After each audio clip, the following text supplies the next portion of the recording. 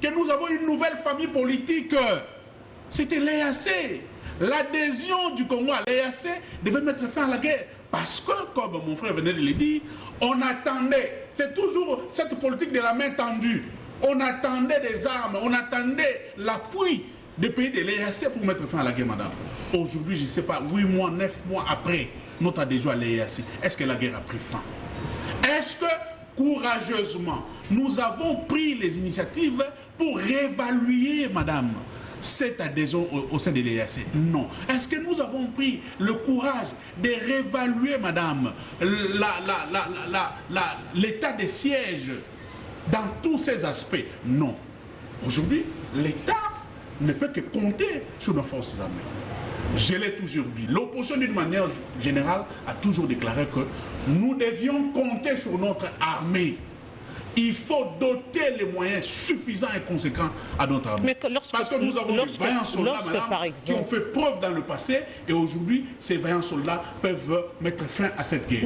Mais la politique, laissez-moi citer par rapport à cette première question, mais malheureusement, quand vous voyez les décisions prises, quand vous voyez les démarches menées par ceux qui dirigent aujourd'hui, la tendance est que la priorité, c'est les étrangers. La priorité, c'est le voisin. La priorité, c'est les forces extérieures et non nos services de sécurité et de défense. C'est qui n'est pas bien pour gagner la guerre. Mais lorsque, par exemple, le rapport des experts de l'ONU parle des armes sophistiquées avec l'armée rwandaise, donc on reconnaît quand même que, par exemple, sur le fait des matériels, est-ce que ce sont... On va le dire, est-ce que finalement ce ne sont pas de l'heure ou une manière aussi de faire la guerre? Parce que la guerre n'est pas seulement sur terrain, elle est aussi de communication. Lorsqu'on vous fait croire qu'elles sont plus fortes que vous, qu'elles ont des armes plus sophistiquées que vous également, pour démoraliser aussi l'armée congolaise ou encore les Wazalendo. La guerre a plusieurs aspects. Il y a l'aspect technique, il y a l'aspect communicationnel. Vous devez avoir des cabinets, des stratégies, pour monter des stratégies pour contre-attaquer. Si ces experts ont donné cette version pour nous endormir, mais que fait le ministre de la Communication et Médias? Que fait toutes ces personnes qui sont au niveau de la présidence, conseillers en matière de communication, qui devaient réfléchir sur des stratégies communicationnelles, qui devaient donner de la matière, afin que nous puissions gagner d'abord la bataille communicationnelle? Zéro. Deuxièmement, madame, la guerre est une question de volonté. Vous avez parlé des moyens. On nous avait promis pendant la campagne que nous avons des armes suffisamment sophistiquées aujourd'hui. On peut atteindre Kigali à partir de Goma. On attend quoi pour bombarder le Rwanda? On attend quoi pour détruire Kigali? On sous-entend que nous avons des moyens et que nous avons des armes sophistiquées. On nous avait aussi promis que nous avons un budget de 20 milliards, madame. Nous avons fait la guerre au M23 avec les Mamaba Dundala, avec les Baouma, avec tous ces vaillants généraux, avec le général Didier Toumba. Certains sont morts, les autres sont vivants jusqu'aujourd'hui. Les Congos avec quel budget, madame? Il fallait faire face au défi de la guerre, il fallait faire face au défi de la reconstruction nationale, il fallait faire face à plusieurs défis au même moment.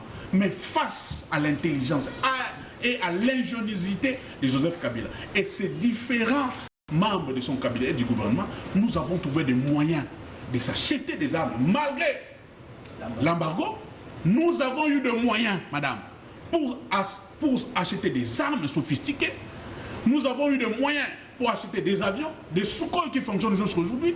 Nous avons eu des moyens pour doter l'armée de tous les moyens. Nous avons eu l'argent et plus de moyens pour mettre sur pied des centres de formation, pour envoyer des militaires à l'extérieur, pour former des agents de renseignement de haut niveau. Nous avons eu des moyens pour se préparer enfin d'attaquer les Rwandais via qui se cache derrière le M23. Mais aujourd'hui, nous avons 20 milliards de dollars. Nous avons le boom économique avec les codes miniers. Nous avons des entrées, parce qu'on nous parle d'une économie florissante. On nous parle que nous avons aujourd'hui une certaine maximisation des recettes avec les entreprises publiques. Où va cet argent, madame? Monsieur Chokoro, allons-nous finalement céder à ce jeu de Rwanda? Parce qu'à un moment donné, c'est Paul Kagame qui dit que aller négocier avec les M23 et non avec moi. C'est le Rwanda qui dit qu'il n'est pas concerné par cette guerre d'agression. C'est le Rwanda finalement qui cherche un autre facilitateur. Mais où est la RDC en ce moment? La part de la République démocratique du Congo, c'est lequel? Est-ce que nous avons un mot à dire dans ces négociations? Madame, que les choses soient claires ici, et une fois pour toutes. Nul ne peut se prévaloir de sa propre turpitude. J'attends que les amis en face ont défait les M23. Il faut peut-être mentir, tromper les petits-enfants, mais pas des gens qui ont été adversaires comme nous. Messieurs, vous avez signé un accord le 23 mars 2009 où vous faisiez cadeau au Rwanda avec ces créatures, comme quoi il devrait administrer la partie est du Nord Kivu, passant par le Maniema jusqu'à la province orientale, pendant au moins 10 ans. Avez-vous respecté cet accord? Quand vous l'aviez signé, vous étiez sous le coup de whisky? Comment un gouvernement responsable pouvait se permettre une telle aventure? En quoi est-ce différent de l'arrivée de Kagame ici, des négociations avec les minéraux, de se partager les minéraux? N'est-ce pas pratiquement les mêmes types de négociations qu'il faille pour la sécurité, le bien-être de tous? Maintenant, en 2013, ces gens viennent pour réclamer les soi-disant accords, les cadeaux que monsieur a donnés à Kagame et au poulain qu'on appelait à l'époque CNDP, signé par Raymond Tshibanda, par même le ministre de l'Intérieur. C'est le ministre des Affaires étrangères qui paraphe un tel torchon. Maintenant, le président Tshisekedi prend le pouvoir. Il réalise effectivement que le prédécesseur a signé un accord qu'on n'aurait dû jamais signer, même en état d'ivresse, pour essayer de désamorcer la bombe. Mais madame, ce n'est pas à Félix Tshisekedi qu'on demanderait d'exécuter ces torchons qui bradent la souveraineté de notre pays. On sait qu'il n'y a pas le M23, comme il n'y a jamais eu le RCD, il n'y a jamais eu l'AFDEL, c'est le Rwanda. C'est connu. Alors, donc tous ces accords vont dans la coffre-fort de M. Kagame à Kigali pour exploitation. Dites-nous. Maintenant, dites-nous, M. ce que nous sommes en train de vivre on va fermer cette parenthèse. Dites-nous. Lorsque le président Tshisekedi arrive au pouvoir, il emmène M. Kagame ici en République démocratique du Congo. Il y avait encore la guerre du M23. Les accords signés avec Paul Kagame, dites-nous, en quoi est-ce différent des accords que les prédécesseurs ont signés avec le Rwanda? Madame, simple, sachant que il n'y a jamais eu de CNDP, il n'y a jamais eu de M23, c'est Kagame, et que Félix, en arrivant au pouvoir, il privilégiait les relations de bon voisinage entre nos 9 pays voisins. Il a tenté à ramener Kagame dans une diplomatie gagnant-gagnant, dans des relations qui profiteraient et au Rwanda et à la RDC, sachant que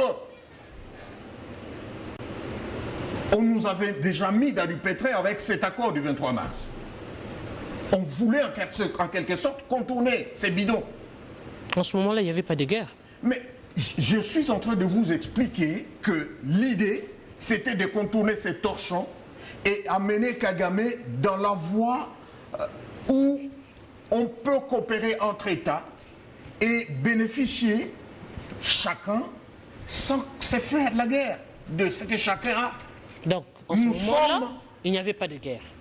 Il y avait une guerre, mais qui couvait. Parce qu'il y avait les accords du 23 mars, que eux ignorent, qu'ils n'ont jamais appliqués, mais qu'ils ont signés. Et aujourd'hui, messieurs, je ne sais pas si vous avez entendu vos amis de l'autre côté, leurs revendications. Ils n'ont que leurs revendications. Ils se basent sur l'accord du 23 mars. Qui l'a signé? Pourquoi ne l'avez-vous pas appliqué? Qu'est-ce que vous êtes allé faire à Kampala juste après? Chercher la médiation de M. Museveni autour de cette question, sachant que vous avez défait le M23. Continuons. Qu'est-ce qui vous a piqué finalement pour vous allier à ces mêmes Rwandais? En crachant même sur le testament de Musée Laurent Désiré Kabila, paix à son âme, n'est jamais trahi le Congo.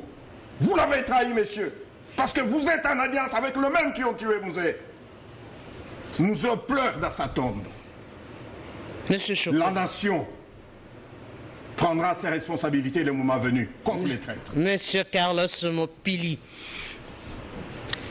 devrions-nous poursuivre finalement la guerre?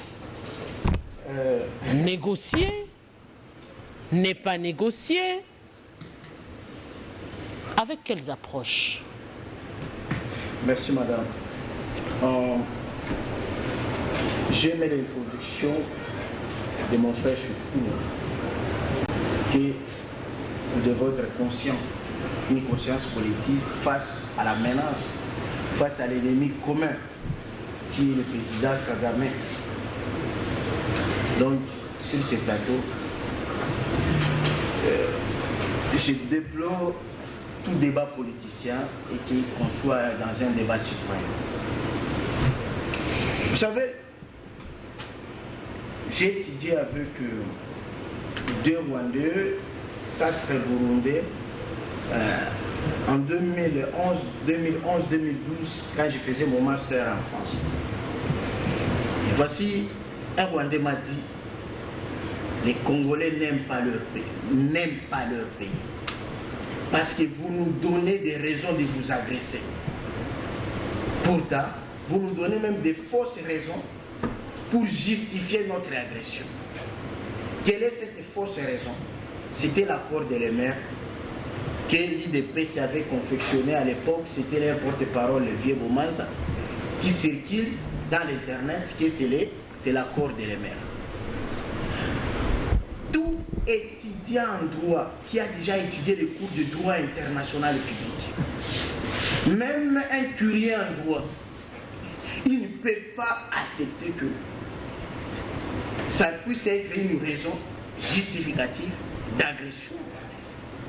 Parce que lorsqu'on dit l'accord de l'EMER, signé en 1996, entre 4 Congolais, présidents des partis politiques des faits, est-ce que ça a quelle valeur juridique? Madame, Nanga, là où il est, il signe un accord pour vendre l'Est du pays. Est-ce que c'est quel acte en droit international? Okay. Mais je me dis, est-ce qu'on a des intellectuels au Congo? Maintenant, on parle d'un accord signé en 2009. J'ai du respect à mon vieux, le professeur Kaleli. Mais je crois qu'avant sa mort, il doit passer aux médias pour confesser le mal. Parce que quand on est professeur, on est pédagogue de la nation. On ne sait pas différencier un opposant a dit et un professeur a dit.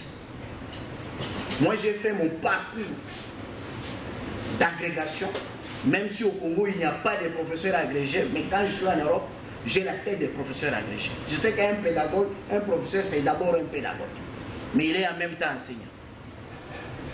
Lorsque le professeur Kalé le passe pour tromper toute l'humanité congolaise,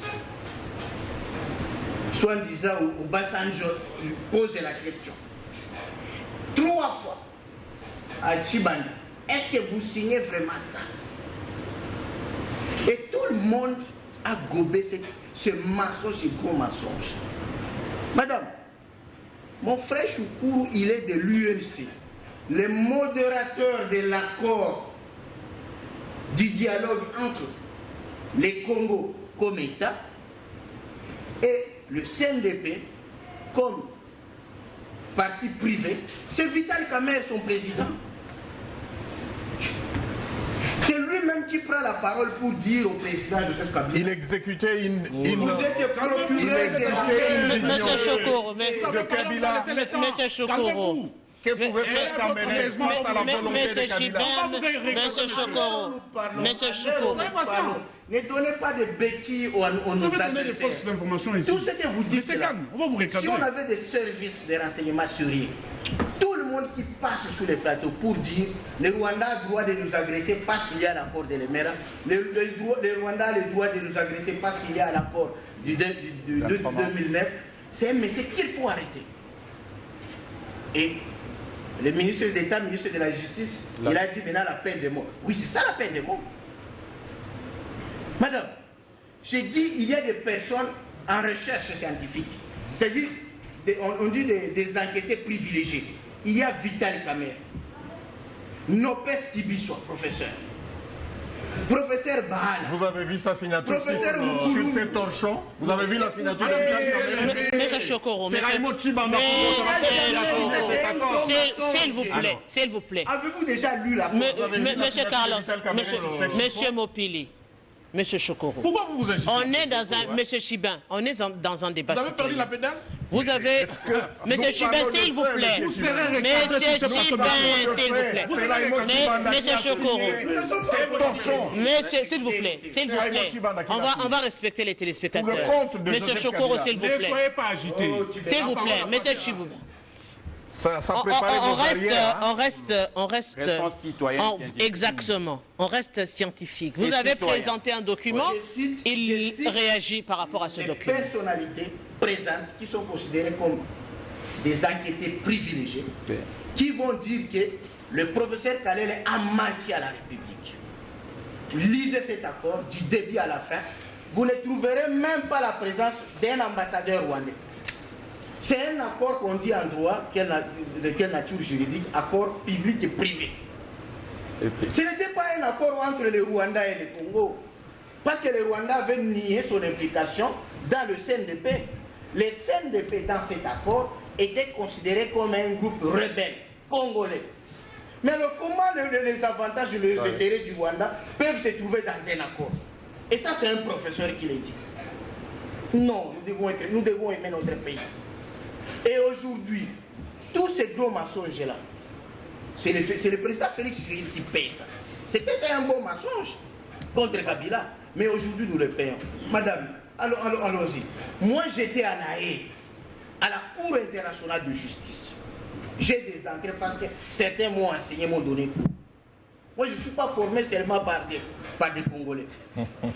Je suis allé là, dans les couloirs, interroger est-ce que dans les litiges opposant la RDC et l'Ouganda, l'Ouganda avait brandi les arguments de l'accord de l'Emera. Nulle part. Allez à Banjul, où le Rwanda, l'Ouganda et le Burundi, en 2003, tous les trois pays ont été condamnés pour crimes d'agression et crimes de masse. Le Rwanda, l'Ouganda ne brandissent jamais l'accord de l'Emera. Mais aujourd'hui, le seul accord que le Rwanda peut brandir, c'est l'accord signé entre deux présidents, président Kagame, président Félix Tshisekedi. C'est un accord qui a une valeur de traité bilatéral. Tout spécialiste, même pas spécialiste, tout juriste mineur en droit international, il le sait.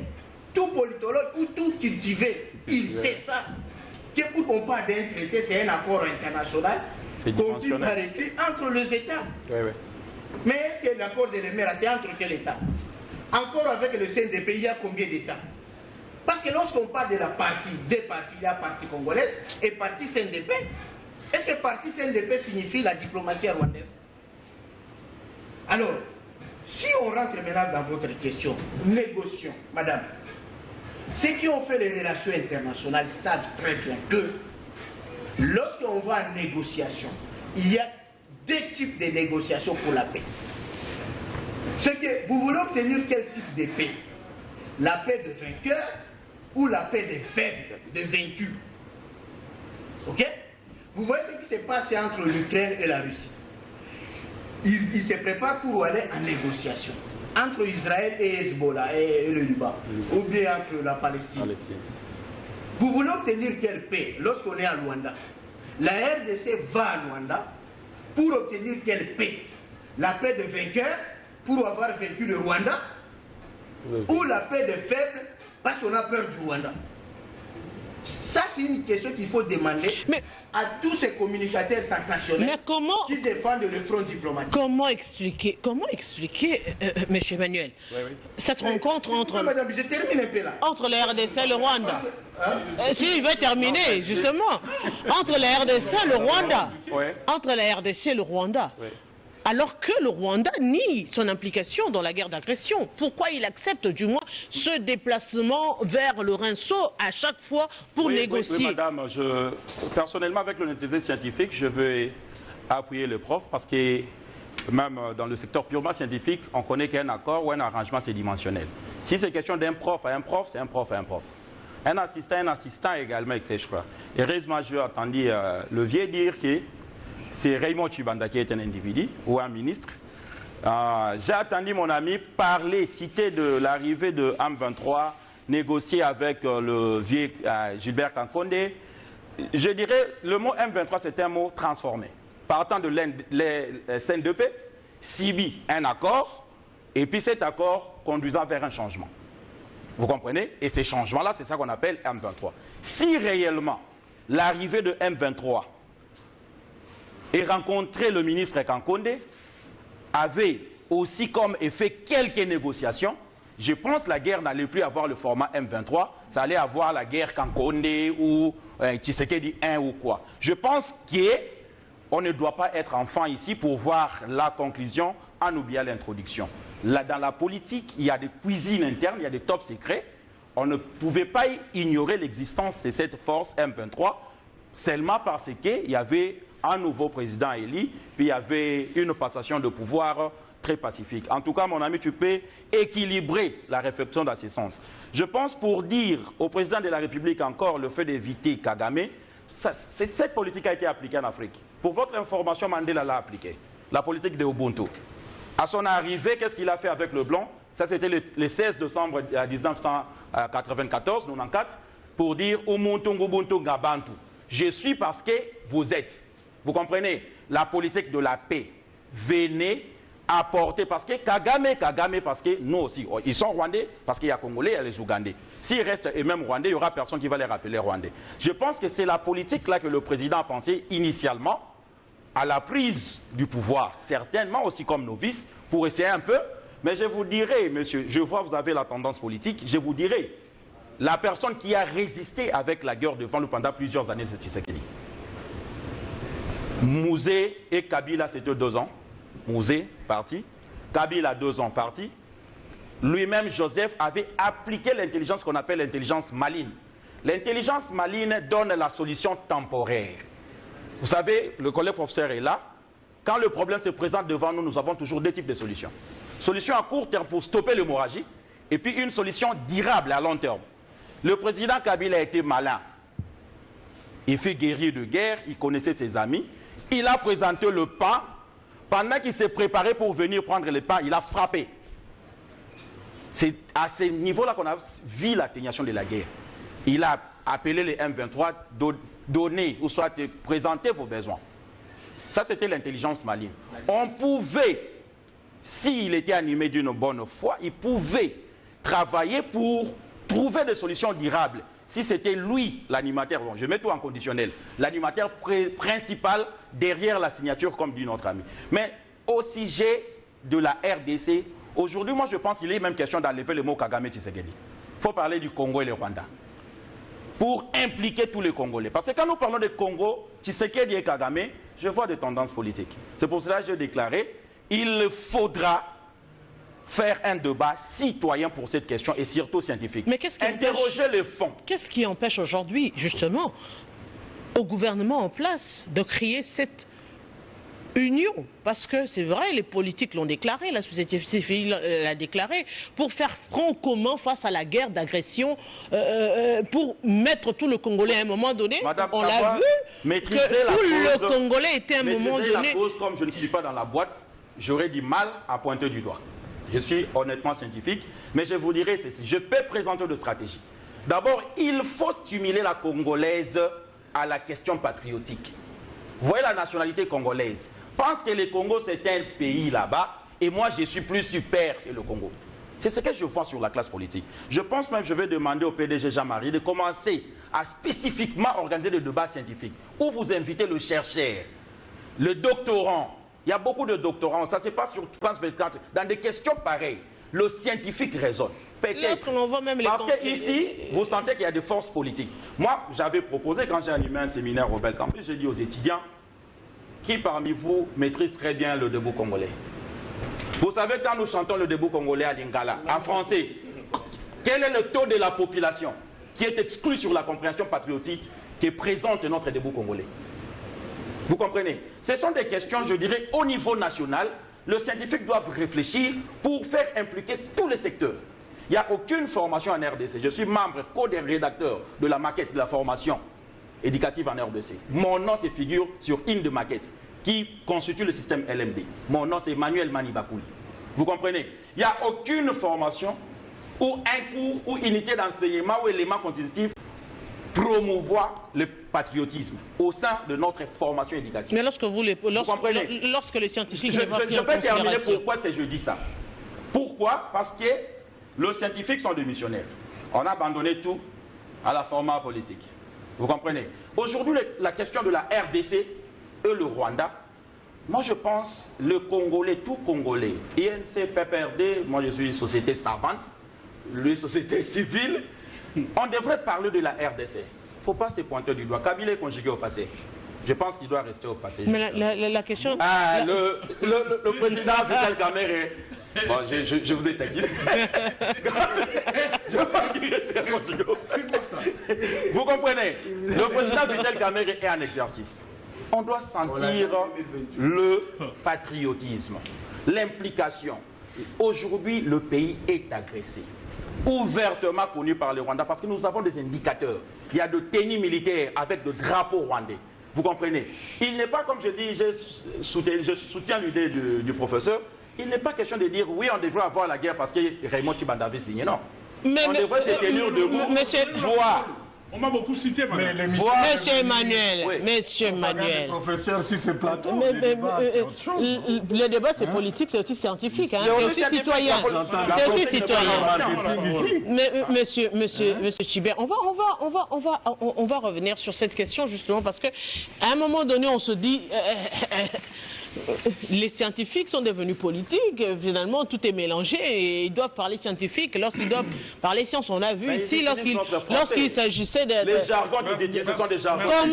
Comment aujourd'hui parler de l'unité alors que c'est vrai qu'on est en train de négocier, mais sur le flanc, le déploiement aujourd'hui, si vous circulez à travers de la ville de Kinshasa, les panneaux qu'il y a, c'est ma constitution, je soutiens la constitution. Nullement on voit les élus ou encore les membres du gouvernement évoquer la question de la guerre, de l'unité à travers des banderoles et autres. Alors, cette unité, vous la voulez au niveau de la population alors que vous-même, vous ne l'évoquez même pas, M. Tchibin. Madame Boutela, merci pour la parole. Je vais répondre à votre question et je dois profiter de faire un recadrage pédagogique à M. Choukou. Madame, l'unité. Nous étions au pouvoir, nous avons soutenu notre armée. Parce qu'on est républicain. On estime que nous n'avons qu'une seule armée. Nous sommes dans la reconquête du pouvoir. Demain, si on a le pouvoir, on aura besoin de cette armée pour protéger les frontières nationales. Nous faisons une opposition républicaine, madame. Hier, à l'opposition, l'UDPS n'a jamais soutenu l'armée.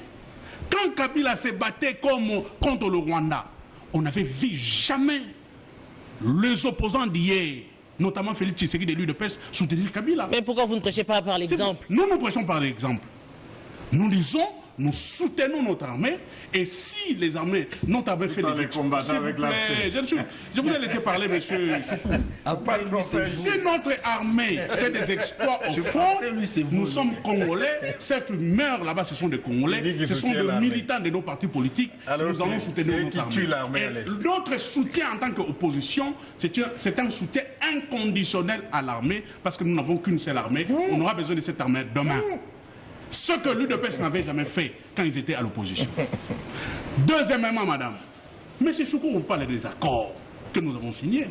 Demandez à M. Choukou sur ces plateaux, il a son téléphone, qu'il nous sorte le paperasse du fameux accord du 23 mars 2009.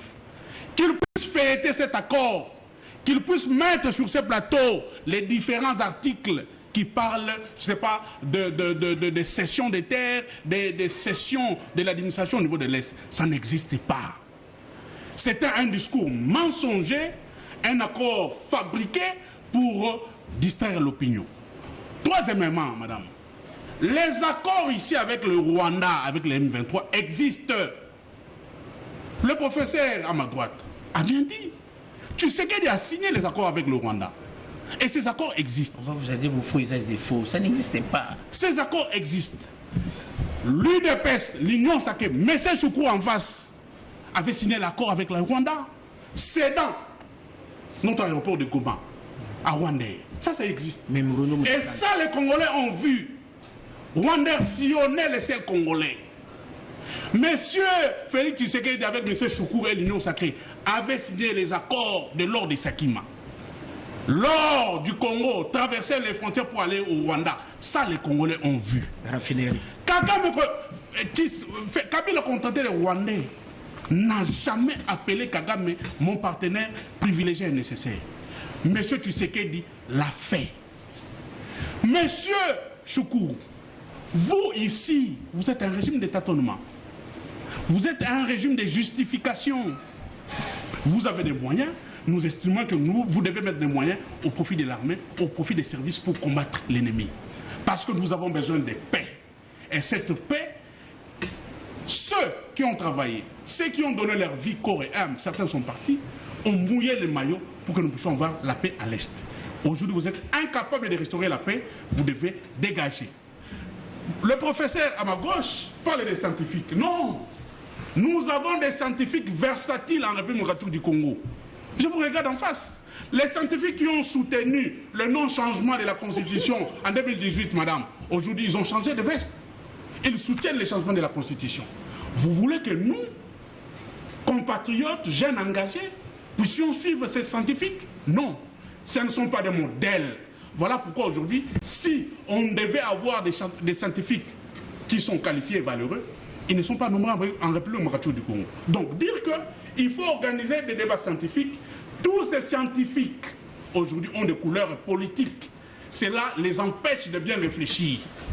Monsieur Carlos Moupili a demandé à monsieur Choukou, l'un des témoins privilégiés du fameux accord, Vital Kamerhe, son chef, il est aujourd'hui président de l'Assemblée nationale.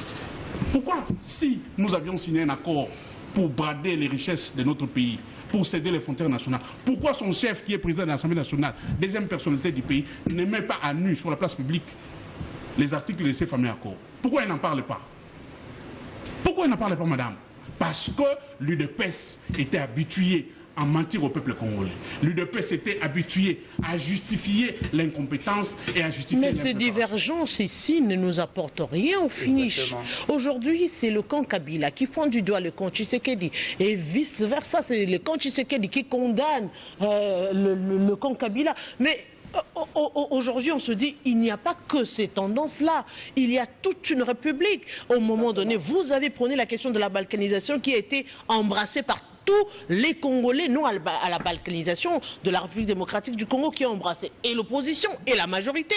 Qu'est-ce qui vous empêche aujourd'hui, étant dans l'opposition, revenir sur cette question qui, hier, on va le dire, le pouvoir en place prenait ça comme prétexte pour Joseph Kabila de briguer, de chercher à avoir un troisième mandat. Et les faits sont vrais aujourd'hui que cette question est réelle. Pourquoi ne pas faire front commun et permettre à la République démocratique du Congo de recouvrer la paix? Madame, l'opposition que nous représentons ici, notre chef a toujours été disposé. Avant son départ, il avait dit qu'il sera là pour l'actuel président comme conseiller. Avant son départ, s'il vous plaît, peut-être vous n'avez pas suivi. Kabila a dit qu'il était disponible à conseiller l'actuel président. Et vous savez comment nous avons commencé et où en sommes-nous aujourd'hui? Aujourd'hui, il conseille Moïse Katumbi, il conseille Claudel Lubala. Ça, c'est une dynamique, madame. Et cette dynamique fait peur à ceux qui sont au pouvoir aujourd'hui. Parce qu'ils savent que nous sommes autour des valeurs. Et Joseph Kabila, avec tous ces leaders de l'opposition aujourd'hui réunis, nous aurons une bonne machine politique pour mettre fin à tout ce qui est comme impréparation aujourd'hui et surtout stopper cet élan du changement de la Constitution. Nous sommes conscients que le pays est en danger, madame. C'est comme ça que nous sommes réunis. C'est comme ça que Joseph Kabila a fait son comeback en politique, madame. Parce que nous avons senti qu'il y a un danger. L'opposition doit réunir ses intelligences. Là, c'est vous qui le dites, parce que les images n'ont rien dit. Il n'y a eu que des photos. Les photos, certainement. Nous sommes en train de travailler, en train de mettre nos intelligences, nos énergies pour l'intérêt de la République. Nous condamnons ce qui se passe à l'Est, madame. On a toujours été disponibles. Nous donnons des conseils, nous donnons des approches. Parce que tout ne peut pas être mis sur la place publique. Surtout, nous sommes dans un domaine sécuritaire, une situation stratégique. Donc, l'opposition a toujours été disponible. Quand ils avaient levé l'état de siège, madame, nous avions parlé. Nous avions dit à l'époque que l'état de siège était une décision populiste. Et que cet état de siège devait être encadré par des mesures. On ne nous avait pas écouté, madame.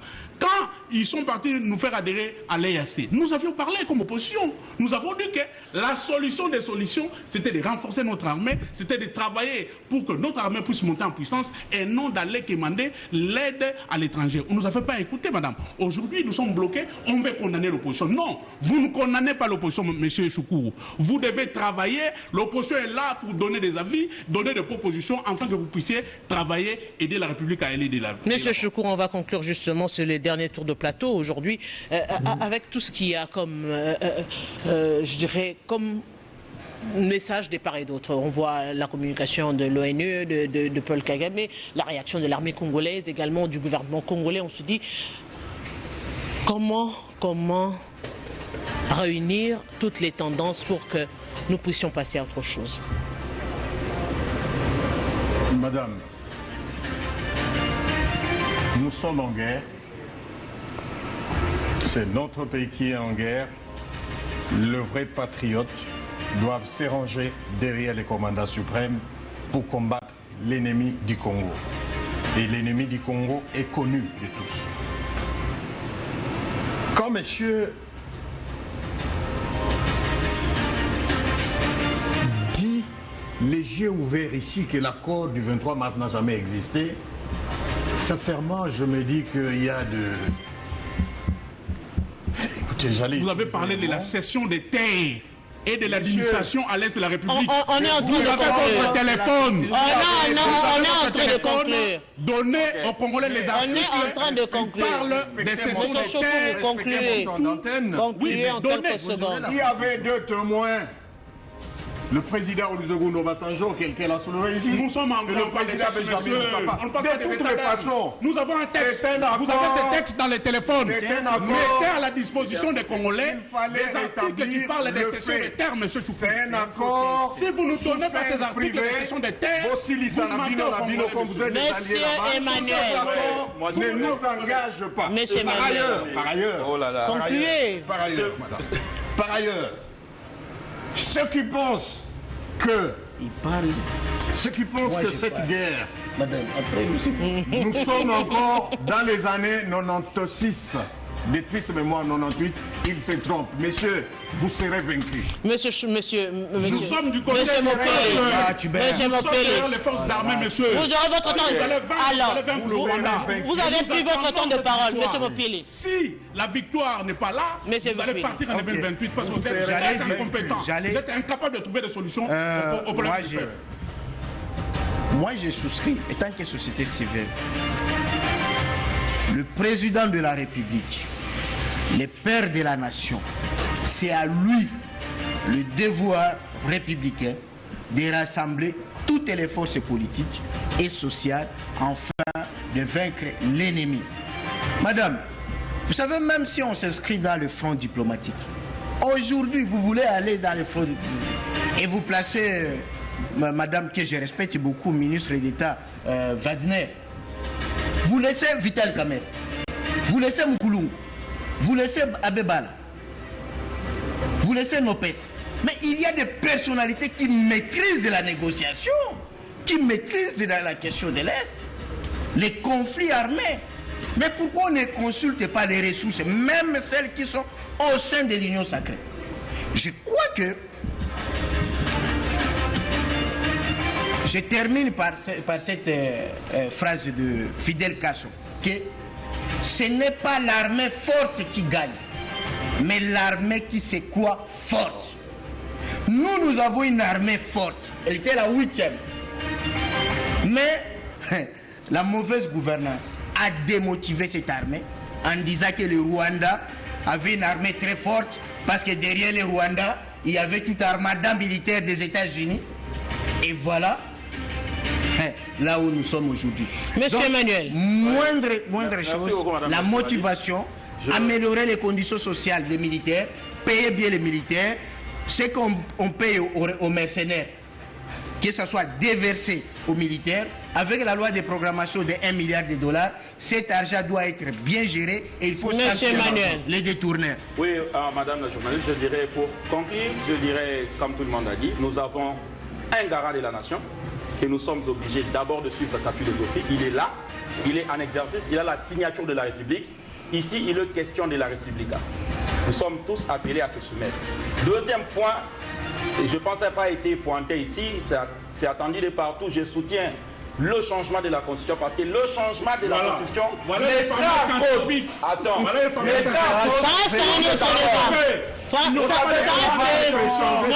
savais que vous allez citer par là. C'est quel commandant de poste de choses. Vous n'aurez pas ces postes. Monsieur Emmanuel, nous sommes arrivés à la fin. Je dis grand merci à monsieur Choukou, monsieur Emmanuel, monsieur Chuba, merci, monsieur Mopil également, grand merci. Monsieur le professeur, nous sommes arrivés à la fin, nous disons un grand merci et on se retrouve très prochainement. Merci à vous.